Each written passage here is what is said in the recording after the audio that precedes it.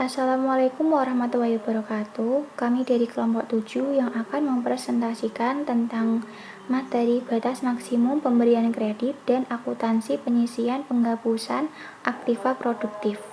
Yang beranggotakan sebagai berikut. Pertama, saya sendiri, nama Siti Nur Afifah, NIM 2019-12218. Yang kedua, Husnul Rinasih, NIM 2019-12228. Ketiga, Rachel Maulidia Stuti, NIM 2020-12098. Yang keempat, Dwi Ayu Fatmala, NIM 2020-12178. Batas maksimum pemberian kredit atau yang biasa disebut dengan BMPK adalah dana diperkenankan untuk dilakukan oleh bank kepada peminjam atau sekelompok peminjam tertentu. Yang selanjutnya adalah A. Cakupan dan dasar perhitungan batas maksimum pemberian kredit atau BMPK. Yang pertama, kredit yang diberikan. Pelanggaran BMPK dihitung berdasarkan bagi debit, yaitu tidak termasuk bunga akrual pada pos rupa-rupa aktiva dan tunggakan bunga. Yang kedua, surat berharga dengan kode Purchase Agreement atau NPA dan pengambil alihan dalam rangka ajakan piutang didasarkan pada harga perolehan. Surat berharga NPA adalah pembelian surat berharga yang disertai dengan pernyataan kesediaan bank untuk pembelian surat berharga.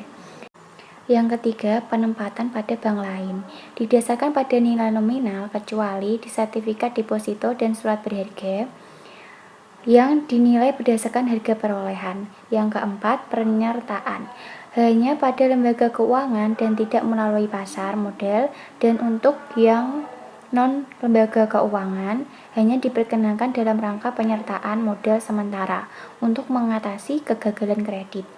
Yang terakhir, transaksi rekening administrasi terdiri dari garansi yang diberikan dan resiko kredit dari transaksi debitatif.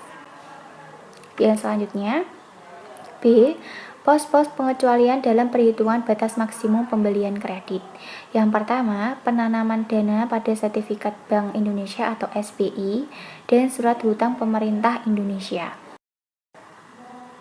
Yang kedua, penanaman dana yang diterbitkan atau dijamin oleh pemerintah Indonesia atau dijamin oleh Bank Indonesia.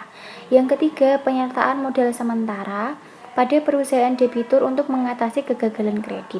Yang keempat, penyediaan dana yang dijamin oleh kas kolateral. Yang terakhir, penempatan dana antar bank yang dijamin oleh pemerintah atau selama masih berlaku sepanjang bank tempat penempatan memenuhi syarat penjaminan. Dan yang C, penentuan batas maksimal pemberian kredit. Penentuan PMPK sebenarnya untuk mengatur portofolio kredit perbankan agar tidak terakumulasi pada satu kelompok atau individu dalam memberikan kredit, sebab konsentrasi kredit pada kelompok atau individu tertentu akan mengandung risiko sangat besar bagi bank. Selanjutnya D. Pelampauan BMPK. Yang sudah ada gambarnya itu penyediaan dana pada tanggal laporan BMPK dibagi modal pada tanggal laporan BMPK dikali 100% dikurangi BMPK. Bank dianggap melampaui BMPK apabila bank melalui penyediaan dana melebihi persentase maksimum karena perubahan-perubahan yang terjadi setelah penyediaan dana realisasi. Pelanggaran BMPK. Pelanggaran BMPK dapat dilihat apabila pada saat bank melakukan realisasi penyediaan dana telah melebihi persentase maksimum. Untuk menentukan ini membutuhkan formula sebagai berikut. Penyediaan dana pada tanggal BMPK dibagi modal saat pemberian penyediaan dana dikali 100%. Untuk itu, bank harus menolak realisasi yang dilakukan debitnya. Apabila berdasarkan dengan penghitungan formula di atas, bank akan mengakibatkan terjadinya pelanggaran BMPK. Penolakan ini biasa dilakukan apabila dalam perjanjian sebelumnya memberikan pernyataan tentang kasus ini. Dengan memperlihatkan ketentuan di atas, maka dapat dikatakan bahwa bank-bank yang tidak memiliki modal atau bahkan capital accumulation negatif secara otomatis melakukan pelampauan dan pelanggaran BMPK. Bank yang memiliki CAR sebesar 0 atau minus dilarang untuk menginput program rekapitulasi perbankan. F. Pelaporan akuntansi pelanggaran BMPK. Pelaporan ini mengenai posisi BMPK harus dilakukan bank komersial kepada bank seksual pihak terkait. Laporan tersebut menyangkut maupun laporan pelanggaran BMPK secara rinci adalah: A. Pelaporan pelanggaran BMPK kepada pihak terkait, laporan terhadap BMPK kepada pihak tidak terkait, laporan pelaporan BMPK kepada pihak tidak terkait, laporan penyediaan dana pelaporan BMPK kepada pihak tidak terkait. Untuk memberikan laporan BMPK berikut ini disajikan dua kasus ilustrasi beserta pembahasannya dan pelaporannya. Kasus A. Pelanggaran BMPK pihak terkait. PT Bank Pertama Hati memiliki modal 150 M per 31 April 2018. Modal tersebut sebesar 40% sebelumnya dimiliki Saudara Umar Bakri pada tanggal 10 Januari 2019. Bank Permata Hati telah menyetujui permohonan kredit Saudara Umar Bakri sebesar 24 miliar dengan jangka waktu 5 tahun. Grants periode 1 tahun, tingkat bunga 18%. Komitmen kredit ini dicairkan secara bertahap sebagai berikut. Pencairan tahap 1 pada tanggal 15 Januari 2019, pencairan tahap 2 pada tanggal 15 Maret 2019, pencairan tahap 3 pada tanggal 15 Mei 2019, pencairan tahap 4 pada tanggal 15 Juli 2019. Dana yang dicairkan setiap tahap adalah sebesar 6 miliar. Umar Bakri adalah pemilik 40% saham Bank Permata Hati, artinya memiliki lebih besar dari 10% modal yang disetorkan bank. Dengan demikian, Umar Bakri digolongkan dengan pihak terkait, sebab itu BMPK yang harus ditaati oleh bank adalah 10%. Pada tanggal 15 Mei 2019, PT Bank Permata Hati telah melakukan pencairan dana melebihi BMPK bagi pihak terkait. Pemberian kredit kepada pihak terkait maksimum 10% dari modal bank, yaitu 150 miliar kali 10% sama dengan 15 miliar. Dengan demikian, sampai dengan tanggal 15 Mei 2019, Bank Permata Hati melanggar BMPK sebagai berikut. Pencairan tahap 1 tanggal 15 Januari 2019 sebesar 6 miliar. Pencairan tahap 2 tanggal 15 Maret 2019 sebesar 6 miliar. Pencairan tahap 3 tanggal 15 Mei 2019 sebesar 6 miliar. Total dana yang telah dicairkan Umar Bakri adalah 18 miliar. Bank pihak terkait 10% dari modal bank sebesar 15 miliar. Pelanggaran BMPK pihak terkait sebesar 3 miliar. Pelanggaran BMPK dalam persen sama dengan 18 miliar dibagi 150 miliar kali 100% men 10% men 2%. Pelaporan kasus ini adalah seperti tanpa tabel 16.1 sebagai berikut. Berikut merupakan tabel 16.1 laporan pelanggaran BMPK pihak terkait. Keterangan kolom 1 diisi berdasarkan ketentuan yang berlaku.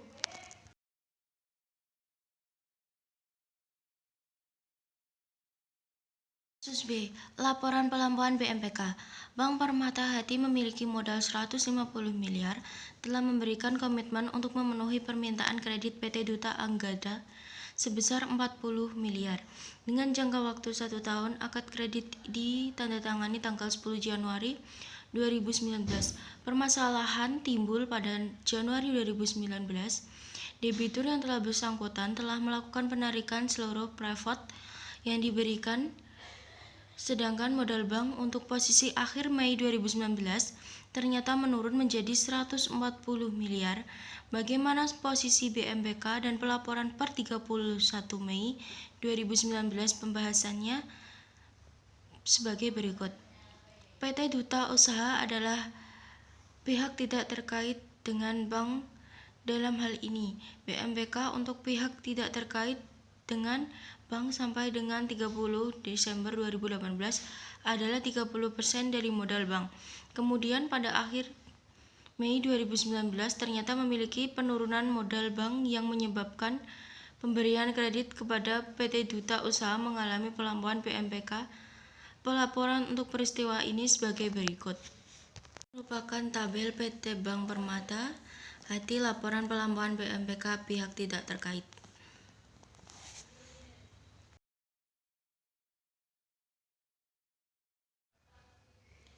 G. Action Plan dan pelaksanaannya. Bila bank melakukan pelanggaran BMPK atau pelambahan BMPK, maka bank wajib memberikan action plan atau action plan ini memuat upaya-upaya untuk menyelesaikan pelanggaran dan pelambahan BMPK dengan target waktu penyelesaian pelanggaran BMPK dalam waktu 1 bulan, sedangkan pelambahan BMPK diselesaikan dalam waktu 9 bulan. Action plan ini wajib mendapatkan persetujuan Bank Indonesia. Setelah memberikan laporan action plan, bank juga wajib memberikan laporan pelaksanaannya. Berikutnya akan dilanjutkan oleh rekan saya. Akuntansi penyisian penghapusan aktiva produktif atau PPAP. Aktiva produktif merupakan penanaman dana bank baik dalam valuta rupiah maupun valuta asing dalam bentuk kredit, surat berharga, penempatan dana antar bank, penyertaan termasuk komitmen dan kontingensi pada transaksi rekening administratif. Aktiva produktif memang berfungsi untuk memperoleh pendapatan utama bank. Sebagai sumber utama pada aset ini juga terdapat risiko terbesar potensi kerugian yang diakibatkan oleh memburuknya tingkat kolektibilitas aset dan dapat membawa kebangkrutan. Oleh karena itu, bank wajib membentuk PPAP berupa cadangan umum dan cadangan khusus guna menutup risiko kemungkinan kerugian. Dalam pembentukan PPAP, bank akan memperhitungkan pada setiap jenis aktiva produktif bank yang masih outstanding dari yang berkualitas lancar maupun hingga yang macet. Selanjutnya yaitu A. Komponen aktiva produktif. Di dalam komponen aktiva produktif itu ada 5, yaitu kredit, surat berharga, penempatan, penyertaan, dan transaksi rekening administratif. Yang pertama yaitu kredit. Kredit merupakan penyediaan uang atau tagihan berdasarkan persetujuan atau kesepakatan pinjam-meminjam antar bank dengan pihak lain yang mewajibkan pihak peminjam untuk melunasi utangnya setelah jangka waktu yang ditentukan dengan memberi bunga. Yang kedua yaitu surat berharga. Surat berharga merupakan surat pengakuan utang wesel, obligasi, sekuritas kredit atau derivatifnya atau kepentingan lain atau suatu kewajiban dari penerbit dalam bentuk yang lazim diperdagangkan dalam pasar modal dan pasar uang. Yang ketiga yaitu penempatan. Penempatan merupakan suatu penanaman dana bank pada bank lainnya berupa giro, sell money, deposito berjangka, sertifikat deposito yang diberikan dan penempatan lainnya. Yang keempat yaitu penyertaan. Penyertaan merupakan penanaman dana dalam bentuk saham pada perusahaan yang bergerak di bidang keuangan yang tidak melalui pasar modal. Yang kelima yaitu transaksi rekening administratif. Merupakan komitmen dan kontingensi yang terdiri dari warkat penerbit jaminan yang masih berjalan, penjualan surat berharga dengan syarat repurchase arrangement atau repo, standby L atau C, dan garansi lainnya, serta transaksi derivat yang mempunyai risiko kredit. B. Metode pengakuan penyisian penghapusan aktiva produktif. Pengakuan penyisian aktiva produktif dapat didasarkan pada metode langsung atau metode cadangan. Dalam metode cadangan, pengakuan kerugian aktiva produktif tidak perlu menunggu sampai terjadi kerugian, namun bank harus mengakui terjadi penempatan aktiva produktif dengan membentuk cadangan penyisian aktiva produktif. Cadangan ini dibentuk bertambah dengan adanya penyisian aktiva produktif yang diakui dan dipaksa berkurang bila terjadi kerugian aktiva produktif. Bank yang melakukan penghapusan aktiva produktif tentu menggunakan cadangan yang telah dibentuk sebelumnya. Pengakuan adanya penyisian atau kerugian aktiva produktif dilakukan pada setiap akhir periode melalui jurnal penyesuaian yang diaplikasikan pada setiap jenis aktiva produktif. C. Penentuan penyisian aktiva produktif yang diklasifikasikan. Untuk menentukan besarnya cadangan dikenal ada dua pendekatan, yaitu yang pertama pendekatan laba rugi, yang kedua pendekatan neraca.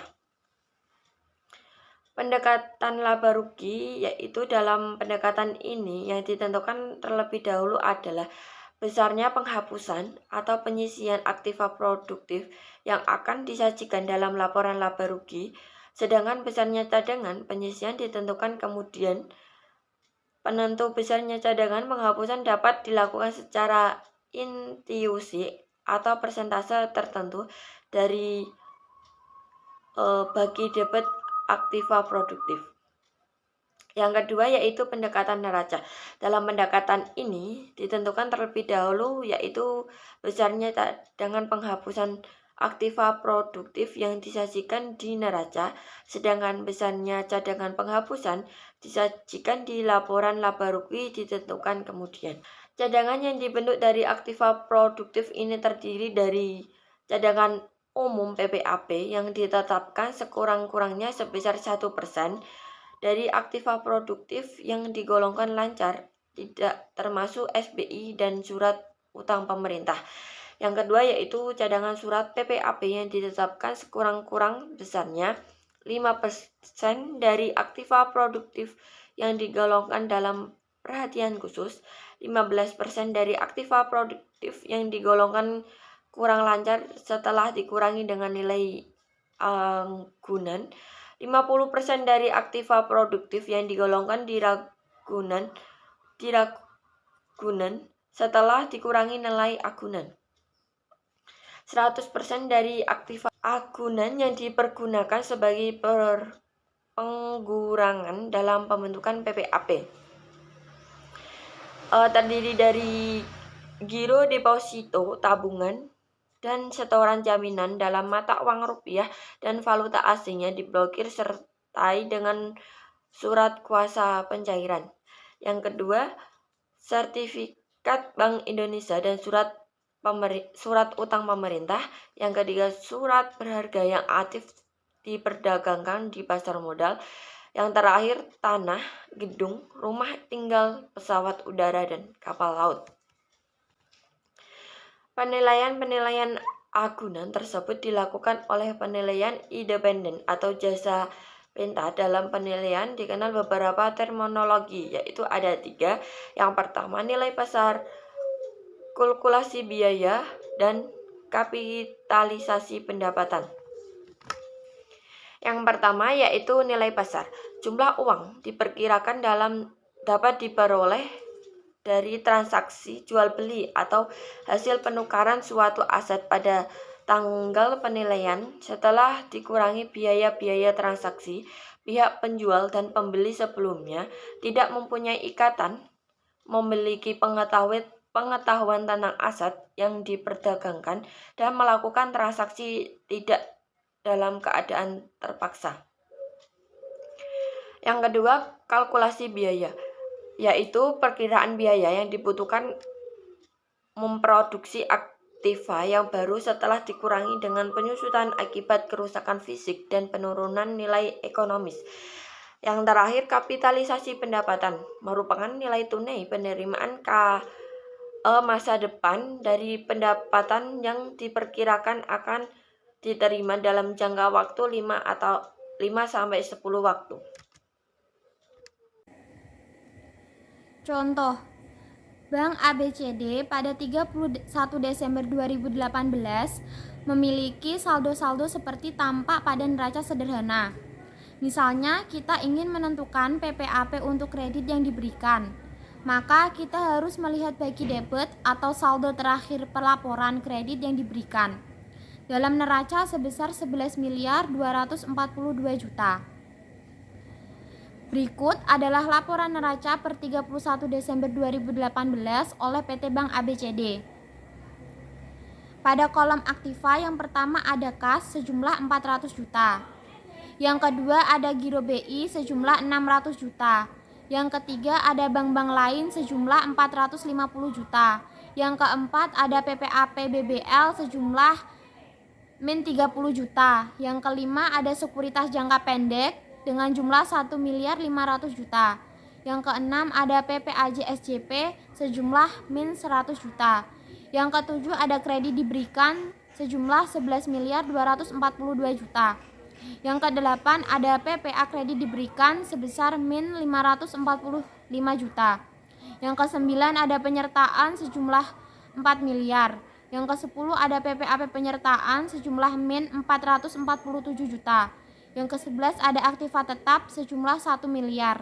Yang ke-12 ada akumulasi penyusutan sejumlah min 243 juta. Jumlahnya adalah 17.827 juta. Pada kolom kewajiban yang pertama ada giro sejumlah 700 juta. Yang kedua ada SB diterbitkan sejumlah 450 juta. Yang ketiga ada tabungan sejumlah 2.500.000 rupiah. Yang keempat ada deposito sejumlah 8 miliar. Yang kelima ada pinjaman diterima sejumlah 4 miliar. Yang keenam ada kewajiban lainnya sejumlah 500 juta. Yang ketujuh ada modal sejumlah 2.176.500 juta dengan jumlah 17.827 juta. Untuk dapat menentukan PPAP akhir tahun 2018, perlu diketahui kualitas kreditnya dan bobot agunan yang digunakan dalam perhitungan. Untuk itu, ilustrasi perhitungan pada tabel perincian perhitungan PPAP dapat memberikan gambaran tentang PPAP. Nah, ini adalah tabel perincian perhitungan PPAP akhir tahun 2018. Di sini, total perhitungan PPAP akhir tahun 2018 itu sebesar 1.209.700.000 rupiah. Kalau kita perhatikan saldo penyisian penghapusan kredit yang diberikan yang telah dibentuk tahun lalu sebesar 545 juta. Sedangkan pada akhir tahun 2018 PPAP yang wajib dibentuk sebesar 1.209.700.000 rupiah. Dengan demikian yang perlu ditambahkan sebesar 1.209.700.000 rupiah dikurangi 547 juta rupiah. 545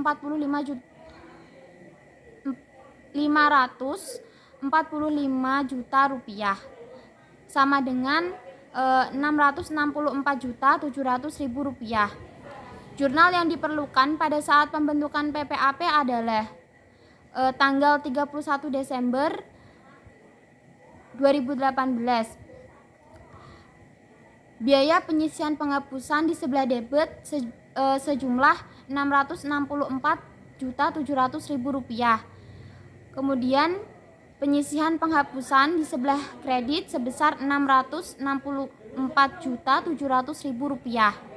Dengan demikian, saldo penyisian penghapusan kredit pada 31 Desember 2018 kalau ditampilkan dalam laporan keuangan adalah 1.209.700.000 rupiah.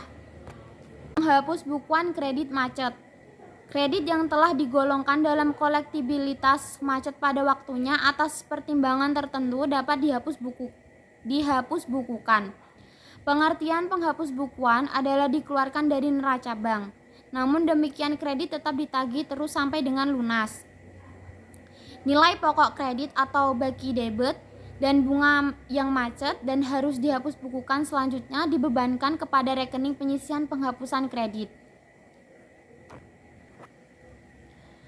Contoh, kredit macet atas nama PT ABC sebesar 300 juta dan tunggakan bunga sebesar 30 juta dihapusbukukan. Maka pencatatan transaksi ini adalah penyisihan penghapusan kredit di sebelah debit sebesar 330 juta rupiah. Kemudian kredit yang diberikan di sebelah kredit sebesar 300 juta rupiah. Kemudian ada pendapatan bunga yang akan diterima di sebelah kredit sebesar 30 juta rupiah.